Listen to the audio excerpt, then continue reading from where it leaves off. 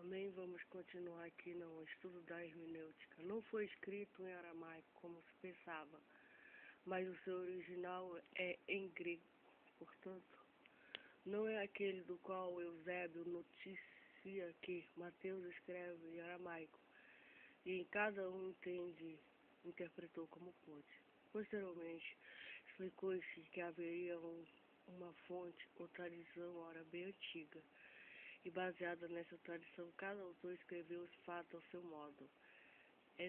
Esta explicação, de início, foi aceita, mas a coincidência de palavras não pode ser justificada por uma tradição apenas oral. A necessidade de um instrumento literário. Daí surge a teoria das duas fontes, hoje aceita pela maioria, porque explica tudo, como dissemos nos evangelhos sinóticos. Podemos distinguir três partes. Primeiro, aquelas que são narradas por três, duas, aquelas que são narradas apenas por dois, e três, aquelas narradas apenas por um.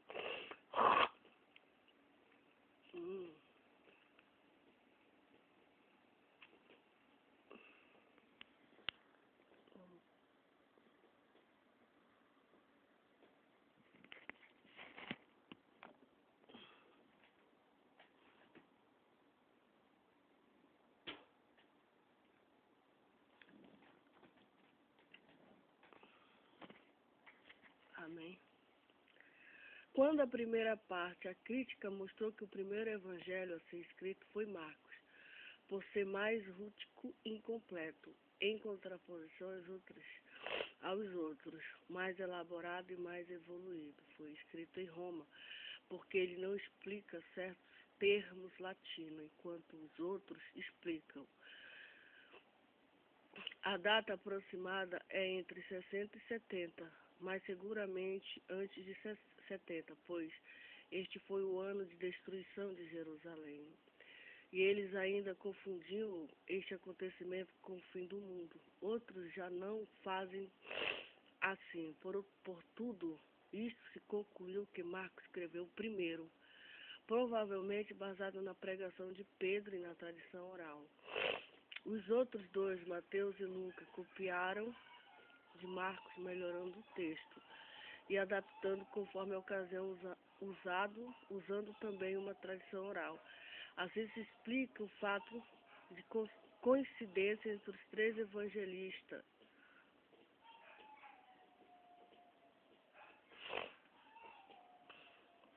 A segunda parte, a princípio, foi explicada como se tivesse copiado do outro, mas provavelmente eles não se conheceram. Portanto, ambos devem ter se inspirado em outra fonte, talvez já em grego.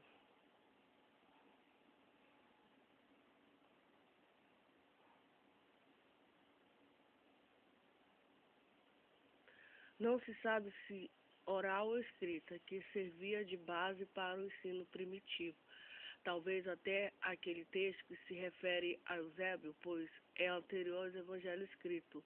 É a chamada fonte Q, de Quelle em alemão fonte.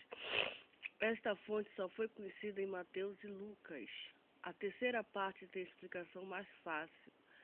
Cada escritor fez uso de certas fontes que havia em suas regiões e que os outros não conheceram, como eles moravam longe entre si. Então, um não conheceu as fontes particulares do outro. Assim, em Mateus, por exemplo, discriminam-se. As partes copiadas de Marcos são principalmente os fatos extraordinários, milagres.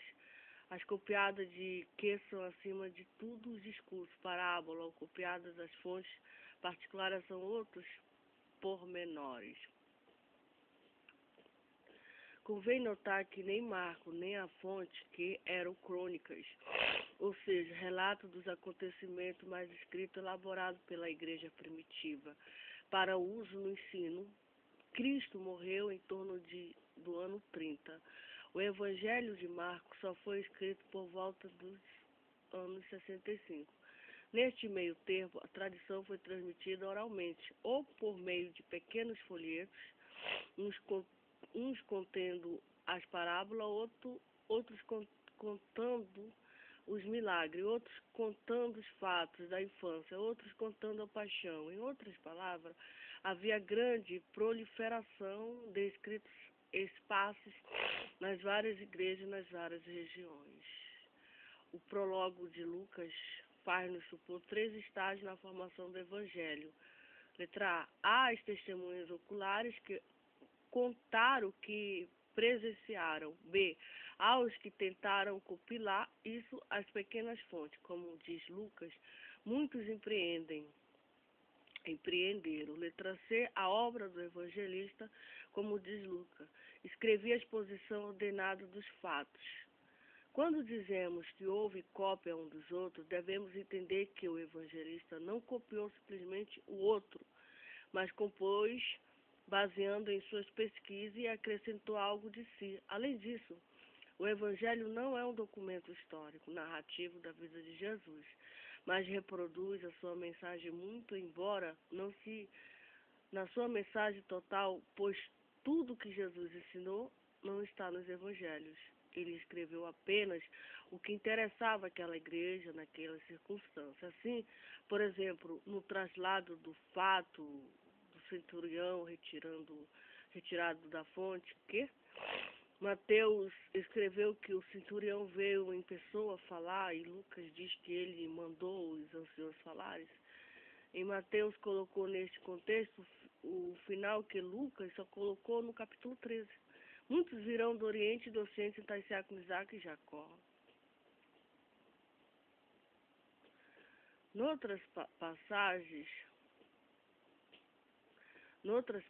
Mateus fala em paralisia, porque ele queria salientar apenas que os judeus não reconheceram o reino de Deus, o que os chocava. Mas Lucas diz, donde quase a morte, porque o que impressionava os gregos era o Cristo, Senhor da vida. Só para mostrar como o contexto é importante. Em João, no episódio do centurião, este convida Jesus para ir à casa dele. João não tinha interesse em mostrar nenhuma faceta da personalidade de Jesus, mas apenas como um sinal, o homem chegou desconfiando de Jesus, mas no fim, tanto ele como sua família todos creram. Mateus 21, 14, Lucas 14, 16, 24, narram a mesma parábola, mas Mateus tinha 2 parábolas, numa só. A dos convidados ao banquete com a da veste nupcial. Mateus, que seria mais longo, não especificou as funções de cada um. Além disso, acrescenta o episódio de incendiar a cidade e maltratar os servos. Lucas omite estes detalhes mais específicos, as ocupações dos convidados. Omite, porém, a veste nupcial. Mateus, escrevendo para os judeus, tinha interesse em acentuar a rejeição deles e o convite aos pagãos. Lucas, escrevendo para os gregos, não tinha esta meta. O texto de Mateus 19, 1,9, Marcos 10, 1,10, Lucas 16, 18, falam no divórcio. Era discutida no tempo de Jesus uma prescrição que estava contida na lei de Moisés. Os textos eram grego, divergem por uma palavra, dando margem às suas interpretações. Um destes textos grego apresenta a expressão me, epi, porneia, são, não é em caso de fornicação, e no outro diz parectus, lugu, porneia, a não ser no caso de fornicação. É uma questão difícil de resolver pela dificuldade da tradução de porneia. Essa palavra vem do grego porne, meretriz. Porneia deve significar qualquer atividade sexual fora do matrimônio. Além da dificuldade textual, há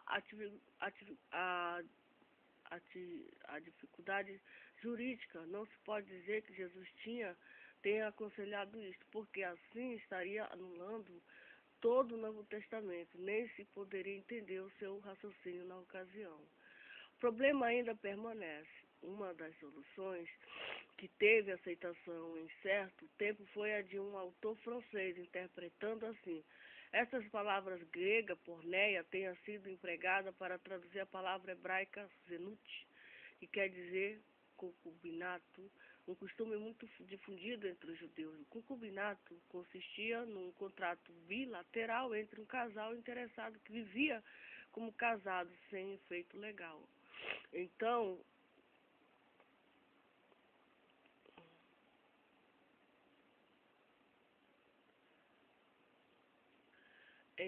o texto se referia a eles. O divórcio é proibido, a não ser em caso de concubinato, pois não sendo casado legalmente não havia óbice. Os outros autores foram ateus, não colocaram esta ressalva, porque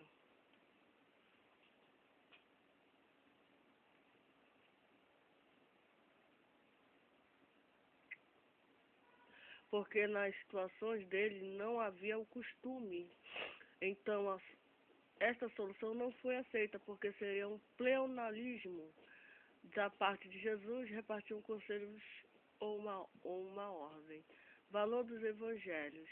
Os evangelhos são livros históricos.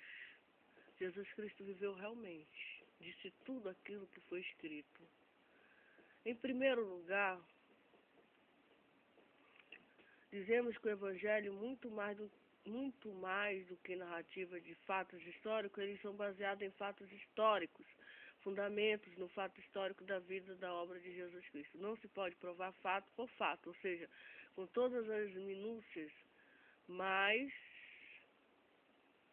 não se pode negar o valor histórico geral dos fatos. Por exemplo, que Cristo fez milagre, o modo como os autores escreveram, os costumes, a cultura, as palavras, a mentalidade, corresponde às das pessoas que viviam nessa época, naquela época. Os impostos, as leis, as religiões, saduceus, publicanos, fariseus, zelotes, as cidades, aldeias da época, a personalidade de Cristo, às vezes contradizendo o que era comum na época, originalidade de Jesus, etc. Tudo isso forma um conjunto de fatos que seriam quase impossíveis de inventar mais tarde, organizados com tanta coerência e perfeição. Outros fatos que não se concebe terem sido simplesmente inventados, mesmo por pessoas que acreditassem neles, a paixão, a morte e a ressurreição. Hoje a cruz é glória e símbolos, mas na época era a mais humilhante das condenações. A história da paixão seria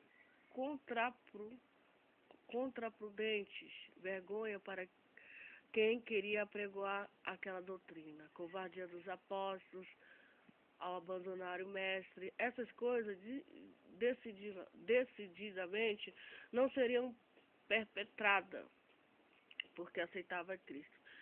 Eles se esforçaram por justificar estes fatos, associando contra a profecia do AT, muitas vezes apenas por acomodação, por consciência, por coincidência.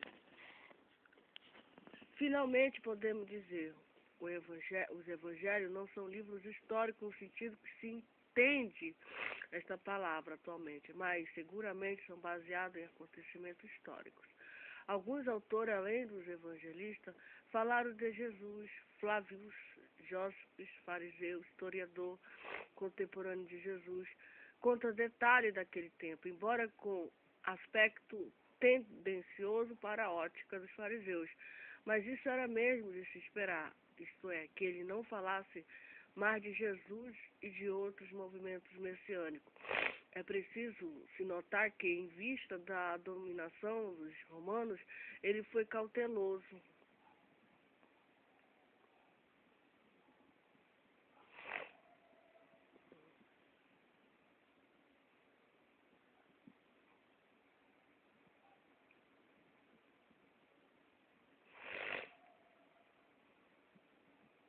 Para não assustá-lo, escrevendo sobre eles movimentos considerados por eles subversivos.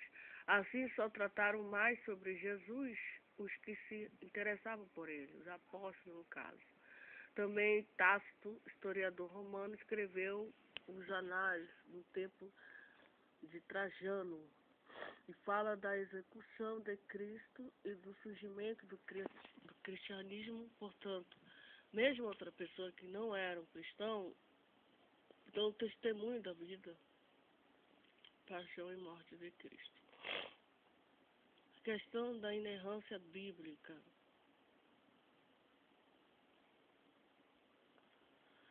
Duas posições evangélicas. A Bíblia é totalmente privada de erros. A Bíblia é sem erro toda vez que fala sobre a salvação e fé, mas pode possuir erro em outros pontos. Os liberais, por sua vez, acreditam que a Bíblia é fruto da mente religiosa dos judeus. Contexto polêmico produz posições extremadas. Argumentos. A Bíblia é apenas completamente inspirada, inerrante em todas as matérias que toca, verbalmente inspirada. Nenhum erro pode ser afirmado se não puder ser comprovado no texto original. Pode esta palavra Bíblia ser livre de qualquer erro no seu cartógrafo original? Ela é completamente digna de confiança em matéria de história e doutrina. Os autores bíblicos sobre a liderança do Espírito Santo foram preservados de cometer erro factual, histórico, científico e qualquer outros erros. Observação. Estes pensamentos e perguntas refletem a posição dos inerratistas, sem que entendemos por inerrância algo que está livre de qualquer erro. Podemos afirmar algumas verdades básicas. Primeiro, a Bíblia é um livro singular, muito especial. Podemos compreender as Escrituras apenas com a nossa inteligência humana, que se diferencia dos demais livros competidos da literatura universal. Não podemos compreender a Escritura apenas com a nossa inteligência humana, a menos que contemos com a força e o poder especial, a iluminação do Espírito Santo que sonda as profundezas de Deus e esclarece o mistério da sua palavra. João 16:13. Premissa maior, tudo que Deus faz é perfeito. Premissa menor, Deus inspirou a Bíblia. Conclusão, logo, a Bíblia ela é perfeita. Este argumento é a base dos que defendem a inerrância bíblica. Analogia, argumento do domínio. Assim como Jesus foi divino homem e nunca cometeu pecado, também a Bíblia é divina humana e não contém erro. Os inerrantistas dizem que negar a inerrância é negar a inspiração e a autoridade da Bíblia. O argumento do dominó, derrubando a primeira pedra, inerrância bíblica. Todas as outras pedras caem. A primeira pedra seria a inerrância bíblica. A segunda seria a inspiração. Derrubando-se essas duas pedras, todas as outras caem. Exemplos de dificuldades da Bíblia. Na Bíblia, considere com especial atenção a palavra dificuldade, pregando neste caso, pois não estamos usando a palavra erro. Mateus 27:37. Comparar com Mateus 15:26, Lucas 23:38, João 19:19. Mateus. Este é Jesus, o rei dos judeus. Marco, o rei dos judeus. Lucas, este é o rei dos judeus. João, Lucas, Nazareno, o rei dos judeus. Cada evangelista escreveu inspirado por Deus, mas de sua maneira. Cada um usou o próprio estilo literário. Vê Mateus 6:9, 15, Lucas 11:1 e 4, oração do Pai Nosso. Na inspiração, a personalidade do profeta é preservada, sua linguagem é preservada, sua maneira de escrever também é preservada. 1 Coríntios 10:8, Números 25:9. Paulo disse que haviam morrido 23.000 pessoas. Moisés disse que haviam morrido 24.000 pessoas. Levítico 1:6. A lebre, porque rumina, mas não tem unhas fedidas, esta será imunda. Observação, a lebre não rumina. Duas classes de linguagem. Em muitas passagens, a Bíblia emprega como recurso literário uma linguagem fenomenológica. Em outros casos, os escritores da Bíblia usaram uma linguagem literal, que descreve os fatos como eles realmente são. Linguagem fenomenológica descreve os fatos como eles parecem ser. O importante não é se lebre rumina ou não, mas o ponto central era se o povo de Israel deveria ou não deve comer a carne da lebre.